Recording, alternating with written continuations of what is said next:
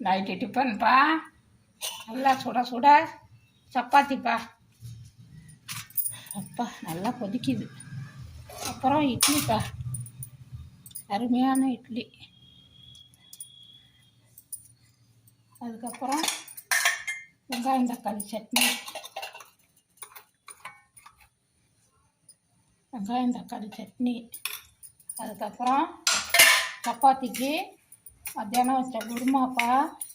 நல்லா சூப்பராக இருக்கும். இந்த குருமா தொட்டுக்கிட்டு இட்லிக்கு நல்லாயிருக்கும். சப்பாத்தி பூரி எல்லாத்துக்குமே நல்லாயிருக்கும் இந்த குருமா. இது வீடியோ போட்டிருக்கேன் பாருங்கள், சப்ஸ்கிரைப் பண்ணிவிட்டு பாருங்கள். நல்லா அருமையாக சூப்பராக இருக்கும்ப்பா. இந்த வீடியோ பிடிச்சிருந்தா லைக் பண்ணுங்கள், ஷேர் பண்ணுங்கள், சப்ஸ்கிரைப் பண்ணுங்கப்பா. தேங்க்யூ.